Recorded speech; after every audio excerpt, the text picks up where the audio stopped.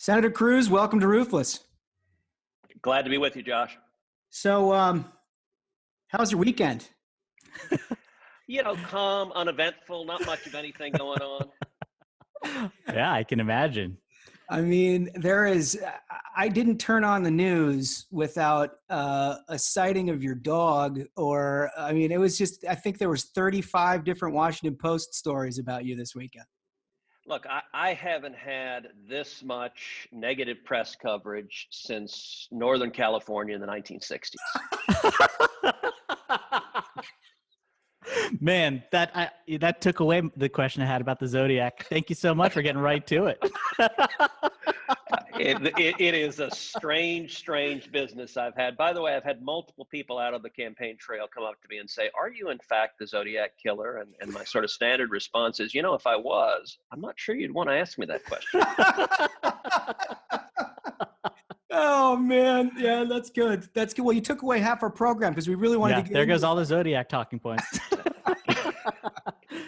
But in all honesty, off the top, both of us, and I know our audience is actually very curious about Texas and how things are going. I know there's an awful lot of people in your home state who are still sort of suffering there and anxious to get your thoughts on that.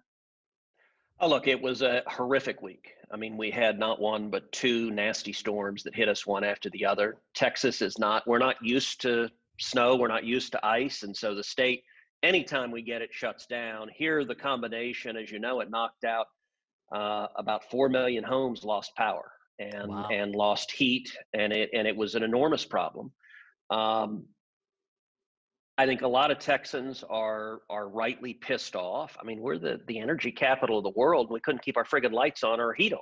Yeah. And that's infuriating. And so there are going to be some very real questions about why the grid wasn't prepared to handle this and what were the policies at the state level governing the grid that created a condition where so many Texans could lose heat and power, and an awful lot of folks lost water too. We have a lot of homes with busted water pipes. A lot of our communities had boil water notices. They're starting to lift those. Most of the homes have their power back on, but there's going to be some repair and recovery coming out of it, and then an awful lot of discussion about how do we make sure this doesn't happen again.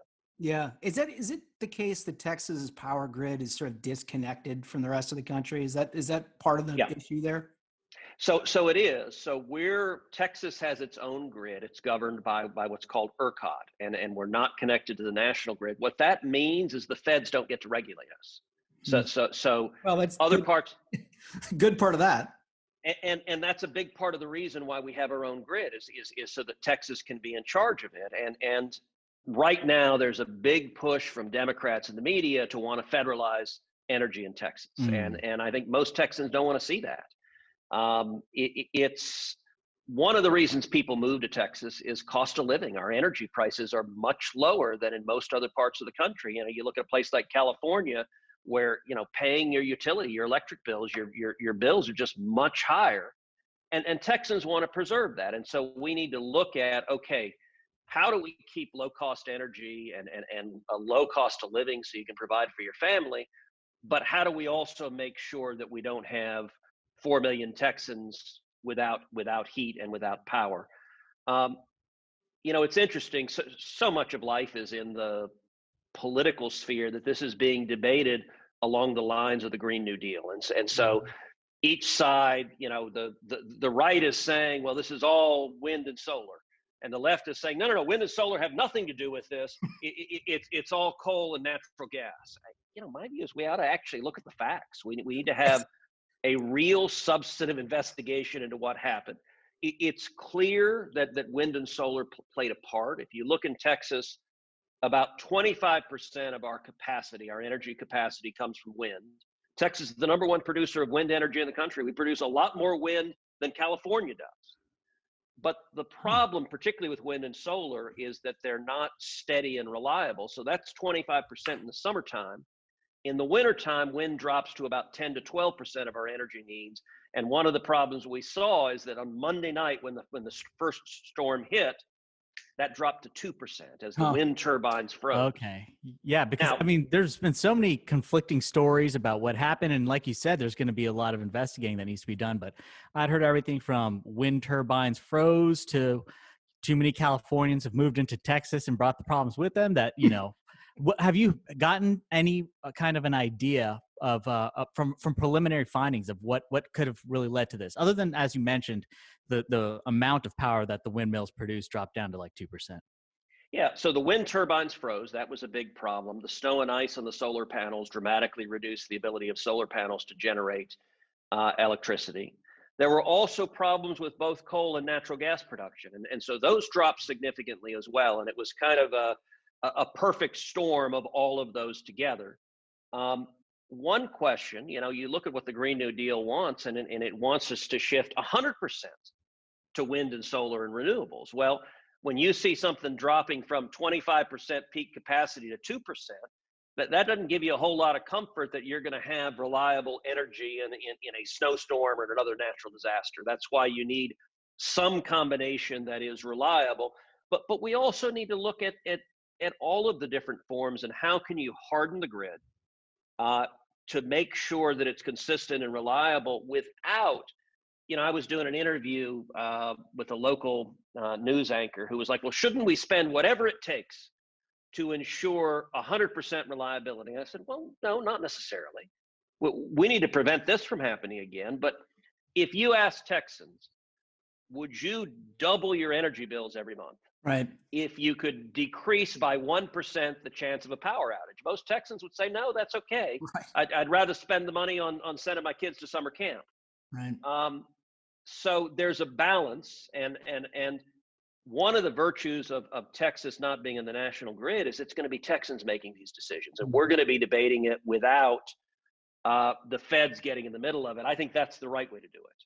So one of the things that our audience is keenly interested is the health and well-being of Snowflake. Is Snowflake, in fact, doing well and prospering? Heat back on? Look, I spend too much time on Twitter, so I've seen apparently I literally fed Snowflake to the wolves. And it, of all the ridiculous stories, look, I love Snowflake. He was home with a dog sitter, and actually the heat and power was back on. And so this reporter went to our house and took a picture of Snowflake looking out the front door, which he does most days. And whoever walks by the sidewalk, whatever dog, if a dog comes by, Snowflake will bark. Every dog, he barks. And the whole thing is just, it's a little bit absurd. I mean, it's a little weird and creepy and almost invasive that you have a journalist who spends their time trying to go and take a picture of your dog. I don't know. Seems really creepy to me. It is really creepy.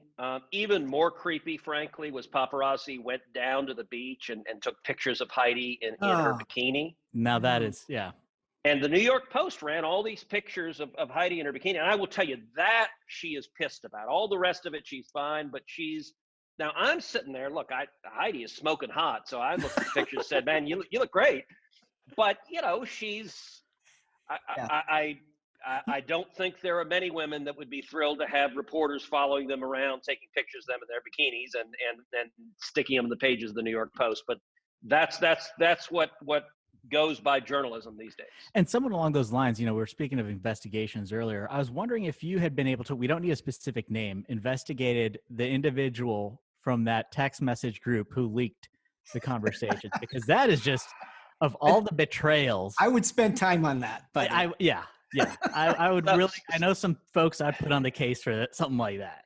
Yeah, I will say Heidi's pretty pissed at that. She actually was over to a neighbor's house yesterday, sort of walking through. So she texted several of our neighbors. Now, look, our neighbors, we've got a number of Republicans who are neighbors, but we also have a number of Democrats. Right. And so, we had folks on our street who put up Beto signs, which I thought was a little rude.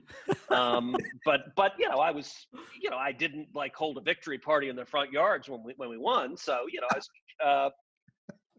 look, obviously it's a sign of how ridiculously politicized and nasty and just,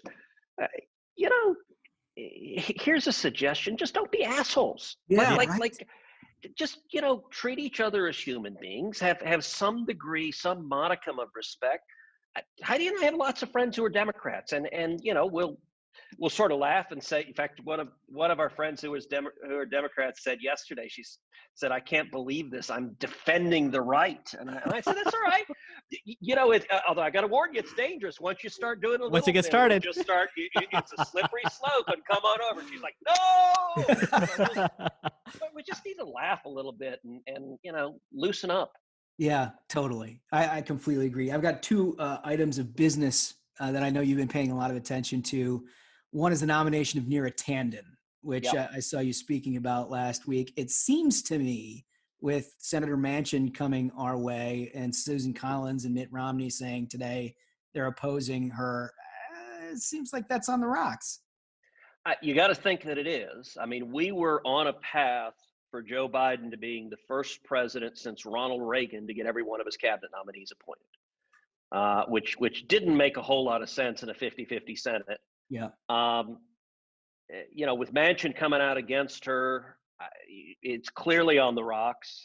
She is an active Twitter warrior. I know Rob Portman held up a stack of, "I've got 9 pages of tweets about Ted Cruz," which sort of reminded me of McCarthy, and I've got a list in my pocket. And actually, what it really made me think is that Neera Tanden must not be a very effective tweeter, because I don't think I've ever seen a tweet she sent about me. And if she sent 9 pages, she needs to get a little more effective. Rob read something about how vampires have more heart than I do, and I'm like, okay, I don't know what you got against vampires, but yeah, I can give you the Cliff Notes version is that we're all Putin's tools. That's all of us, actually. Smug, myself, Senator Cruz. You clearly have 9 pages worth of derogatory remarks, but she is prolific. Let me just tell you. The conspiracy theories that were coming out of her Twitter account are really something else. Comrades, I don't know what she's talking about. So, all right. Well, we can hope and pray that Neera Tanden is not confirmed on that. But the second one you actually had today with Merrick Garland. How did that go? He's doing pretty well in his confirmation hearing. And Judge Garland is he's a serious man. He's someone who he's spent 23, 24 years on the bench as a federal appellate judge. He's got a reputation of integrity. He's got a reputation of not being a partisan warrior. And so the hearing is actually going quite well. I mean, the Democrats are all, just singing his praises, but even the Republicans, frankly, in the spectrum of people Biden could have nominated to be AG, and there are some crazy partisan nut jobs that he could have nominated. Garland has much more of a reputation for being nonpartisan. Now, I mean, a lot of my questioning focused on, look, for 8 years of the Obama administration, DOJ was ruthlessly partisan. Are you going to be able to stand up and stop that? Whether it was the IRS targeting conservatives, whether it was Operation Choke Point trying to shut down gun sellers we had, or whether it was Crossfire Hurricane targeting Republicans and going after them. Garland at least said he would stand up and fight against that. Now, I don't know that I believe that necessarily. I think there's going to be enormous pressure. I also think there's going to be lots of minions at DOJ. Sorry, Smug, but minions in a bad sense. Who are going to do really bad stuff, and I don't know how confident I am that Garland is going to be able to, or even necessarily want to, rein them in. But I'm hoping the commitments he's making today, we can at least hold him accountable to if DOJ doesn't meet that standard. I would be thrilled to see a Department of Justice that is not a partisan attack machine the way it was under Obama, and so we'll see what happens. But I do think Garland's doing a good job so far. Yeah, that's good. Well, look, I can only be an improvement over the Obama Justice Department, as you mentioned. I mean, I even forgot about the Lois Lerner IRS stuff until recently. I mean, there was absolutely no repercussions for any of that. They just sort of walked on it. Just incredible. Yeah. So the other question that our audience is dying to know about, which are big Ted Cruz fans, I might add. Are you giving some thought to running for president? Well, I did plan to make an announcement here on this podcast. That's what I was thinking. Wonderful. This is the place to do it. And the announcement is Texas is an amazing state, the greatest state in the history of the universe. That's my announcement. And we'll see what the future holds. Obviously, I ran in 2016 and we came really damn close. Yeah. Mm-hmm. And it's the most fun I've ever had in my life. Is that right? Because I was going to ask about that. Is the experience itself was worthwhile? I loved every winning second Iowa of had every to minute feel of every great. day. I remember that. It was winning Iowa was great. We ended up, we won 12 states. What was incredible, frankly, was the grassroots enthusiasm. We had in that 2016 campaign, we had 326,000 volunteers. Wow. We raised $92 million, the most money any Republican has ever raised in the history of presidential politics. That came from 1.8 million contributions. And it was, we would see all the time. All right, one of my favorite stories, two stories from that campaign to just give a sense of the feel on the ground. One, at the California State Convention, these two little kids, a little boy and little girl came up to me, and they were probably 6, 8 years old. And they said that they had just had a lemonade stand the weekend before, and they had envelopes of all the quarters they had collected, and they contributed them to the campaign, the quarters from their lemonade stand, because they said, we got to save our country. It's wonderful. And when you're looking at little kids who are giving you their lemonade money, that takes your breath away. Totally. A related story. So in Indiana, Heidi was going to a volunteer center. We had a bunch of volunteers making phone calls, and a woman stopped her and said, Heidi, I've got a letter I'd like you to give Ted. She said, oh, okay, great.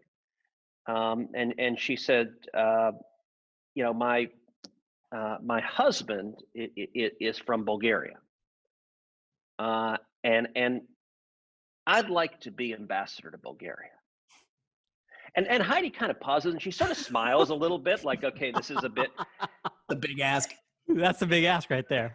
But here's what's interesting. So the response, the woman stopped and said, look, I get it. I know that ambassadorships, they go to rich people that write giant checks and raise a ton of money. And she said, my husband and I, we don't have a lot of money. We can't do that. But she said, I've made 10,000 phone calls for this campaign. Wow. And she said, you ought to be able to become an ambassador by making 10,000 phone calls. She's got a point. Heidi That's just a good looked at her point. and said, That's a good point. you are damn right. But that's what we were seeing on the ground, is just people pouring their hearts into it. So that's inspiring. It's inspiring to see the passion people put into it. That's really neat. That's a great story. Do you think there's anything different in your perspective if you were to run again? Clearly everybody learns a lot each year that you spend in politics. I've been doing this 20 years. I feel like the world is so different each and every cycle, let alone a decade ago. You feel like there's just a sort of a different approach or other things that you learned along the way? Well, look, sure. The world changes 100 times before lunchtime. And in politics, that's all been accelerated. Well, look, Josh, I'll give an example. If we were to jump into, say, a hot tub time machine and go back to 2013, and you were to tell the 2013 Josh Holmes, you're going to be asking Ted Cruz to go on your podcast, what would you say to that? I would have strangled him to death. That's pretty amazing. That is amazing, right? And if you'd have told Senator Ted Cruz that you would be going on Josh Holmes's podcast, you would have set your staff on fire. Well, true enough. So, look, the world is a strange and crazy place. And listen, there's no doubt as you go through battles, you get scars. If you're in battles, you're taking incoming and you're fighting back, but you also have a level of experience where, to mix your metaphors, it's not your first rodeo. Yeah. You know how they're going to attack, you know how to drive forward and to win a fight. And at this point, we've won a lot of fights. There's other fights we didn't win, but we fought the good fight. And I do think if you look at the impact of Trump, look, as a party, we're all debating sort of what's the post-Trump Republican Party look like? I think there's some folks in Washington that want to just go back to the status quo ante, go back to pre-Trump, pretend it never happened. It was this strange and terrifying anomaly, and let's go back to business as usual. I don't think that's going to happen. I don't think that's where the country is. I don't think that's where the party is. And I think the biggest shift that Trump represented that is really important is I think the Republican Party is a blue-collar party now. We're the party of the working class, and the Democrats are the party of wealthy coastal elites. And that, absolutely. You know, how that shakes out, that's a big shift for a party that was the Chamber of Commerce party for a long time. That's just, you know, I do think, listen, the best characteristic about Donald Trump is the guy's got backbone. He didn't shy away from a fight. And I think Republicans were desperate for, you know, don't be a jellyfish, like stand up. And when the press attacks you, don't run away and hide, but like fight back. And Trump was very good at that. And I think people want someone who will stand and fight. You know, there were also a lot of self-inflicted wounds, and you know, whether on Twitter or on comments, he would say or tweet things that a lot of us wish he wouldn't. Right. And so I do think going forward, we are and should be the party of jobs and the blue collar and the working class. We need to be effective. We need to be willing to fight. We need to be willing to stand up to cancel culture. But I think people also want leaders who are effective and not shooting themselves in the foot. Yeah.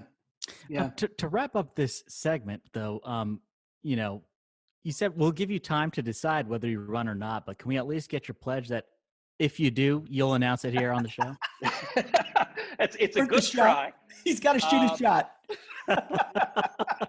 I'll tell you what. I'll say this will be one of the places I might announce it. Oh, right. Wonderful. We'll take that. We'll take that. We'll definitely take that. All right. We're going to do 3 lightning round questions we ask every guest. They're revealing, and you'll know exactly why they're so revealing. Number 1, your last meal on earth, Senator Cruz, what would it be? Beef enchiladas. Oh, that's a good one. Good pick. Oh, that's very and very specific. I like that brevity. And in fact, I had lunch yesterday at Ninfa's in Houston and had tacos al carbon, and not beef enchiladas, but in the same family. In the same family. That's right. Second question is, if you weren't in politics, what would you be doing? The realistic answer is I'd be a lawyer. That's what I was doing before. I like being a lawyer, arguing at the Supreme Court. The fantasy answer would be either a movie star or the starting point guard of the Houston Rockets. And I like that. Other than talent and speed and ability, I'm perfectly suited to both those roles, except for those minor failings. Listen, Rand Paul told us he was going to play Major League Baseball, so you're entitled to be an actor or whatever. Yeah, Rand's probably had a better shot of being a major league player than I had of being the starting point guard on the Rockets. I did play high school ball, but I rode the bench through high school basketball. Well, you backed down Jimmy Kimmel, right? I mean, that got to be worth something. There you go. And that was the ugliest game of basketball in history. I mean, we played one-on-one. Okay, the thing you got to understand is we beat the living crap out of each other. I mean, it was basically the fouls. I mean, we would like hook an elbow and just like slam the ribs. The next day, I was walking into the bathroom. Heidi looked at me. She's like, "Oh my God, I probably had 75 bruises up and down my torso." And I mean, both of us, I beat him 11-9.